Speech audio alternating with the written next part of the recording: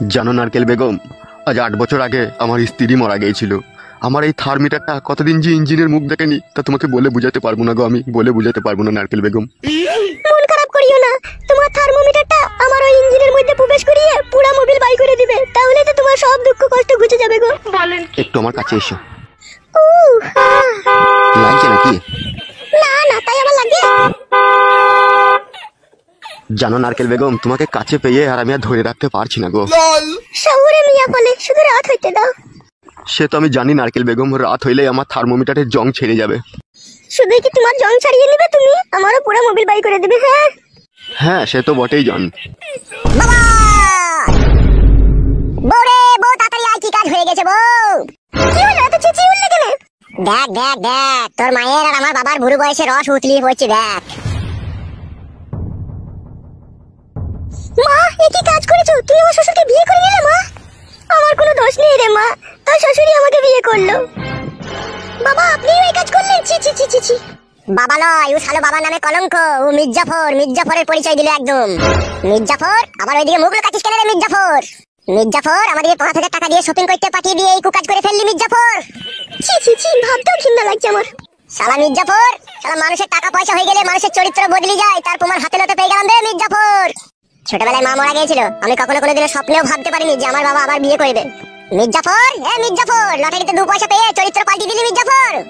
বাপ ফটকিরে, আর অপমান করিস না বাপ।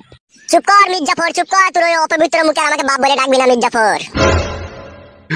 বাপরে, ও বাপ ফটকে, আমাকে আর অপমান করিস না বাপ। তোর অপমান শুনে আমার ইচ্ছা হচ্ছে আমি কলা গাছে গলায় দড়ি দিয়ে ঝুলি রে বাপ ফটকে। তোর মতো মির্জাফরের বেঁচে থেকে বাকি লাভ আছে? বাপ ফটকিরে, ও বাপ ভুল বুঝিস না বাপ। বাপ ফটকিরে, একটু পেঁচিয়ে যা, পেঁচিয়ে বল, পেঁচিয়ে বাপ বল, সরে যা। তোর মা মরে যাওয়ার পরে 8 বছর আমি বাথরুমে সমানে হ্যান্ডেল মেরেছি বাপ। আর তোর সেই শাশুড়িকে পেয়ে সেই হ্যান্ডেল মারাটা আজকে আমার বন্ধ হইতে চলেছে। এতে তুই খুশি হোস নি বাপ? খুশি হতাম বাপ, খুশি হতাম। আমার শাশুড়িকে বাদ দিয়ে যদি তুই অন্য কোনো মেয়েকে বিয়ে করতিস তাহলে আমি খুশি হতাম। কেনে বাপ ফটকে তুই এই কথা বলছিস? তোর শাশুড়ি তো ফুলের মতো পবিত্র, আর সেই পাক পবিত্র মেয়েকে আমি বিয়ে করে আমি তো কোনো খারাপ কাজ করিনি বাপ। তোর শাশুড়িরও স্বামী মারা গেছে আজ থেকে 10 বছর আগে, ও সেই নিদারুণ যন্ত্রণা নিয়ে বুকের ভিতরে বেঁচে আছে। আবার আমারও সেই একই কেস। তা আমরা দুজনে বিয়ে করে কি এমন অন্যায় কাজ করেছি রে বাপ ফটকে? বাবা, আমার শাশুড়ির জীবনে এক গোপন রহস্য লুকিয়ে আছে, কি করে তোমাকে এখন বলি বাপ আমি সে কথা। কি গোপন রহস্য লুকিয়ে আছে রে বাপ তোর শাশুড়ির জীবনে? বাংলায় একটা গান আছে, শুনেছো তো বাবা? যারে আমি চোখে দেখিনি তার অনেক গল্প শুনেছি, গল্প শুনে তারে আমি অল্প অল্প ভালোবেসেছি। হ্যাঁ বাপ ফটকে, ওই গানটা শুনেছি বাপ। তা তুমি আগে পিছে না ভেবে তুমি আমার শাশুড়িকে বিয়ে করে নিলে কেন? এতে ভাবা ভাবির কি আছে রে বাপ? তোর শাশুড়িও বিধবা, আমিও বিধবা। তাহলে তুই একটু ভাবিস নি আমার শাশুড়িকে বিয়ে করার সময়, তাই তো? হ্যাঁ বাপ, বাপ শোনা, আমার কিছুই ভাবিনি বাপ। একটা গান শুনেলে বাপ, এই গানটার সাথে তোর জীবনের ম্যাচিং হবে। বল বাপ, আমার কি গান বলতো বাপ? মারিয়া বসন্ত তীর কলিজা করিল শশীর, কেমনে শিকারি তীর মারিল রে, ভীষ্মাকাইয়া তীরের মুখে মারিল তীর আমার বুকে, দেহ থুইয়া প্রান্তি লইয়া যায় আমার নারকেল বেগম আমার অন্তরে। হায় রে বাপ ফটকে, এ কি কুলক্ষণী কথা শোনালি রে। আজ থেকে শোন বাপ, তোর সাথে আমার কোনো সম্পর্ক নাই। ও কথা বলিস না বাপ, তাহলে আমি মরে গিয়েও শান্তি পাবো না রে। তুই তো শান্তির জিনিস খুঁজে পেয়ে গেছিস, আমাকে নিয়ে আর শান্তি না করলেও চলবে। আজ থেকে জানবি তোর ছেলে নাই, মারা গিয়েছে।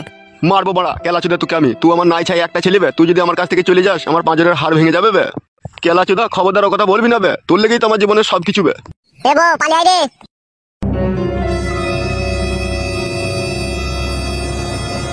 হাগো নারকেল বেগম, তোমার সাথে কি কোনো ছেলের সাথে ভালোবাসার সম্পর্ক আছে লেকে?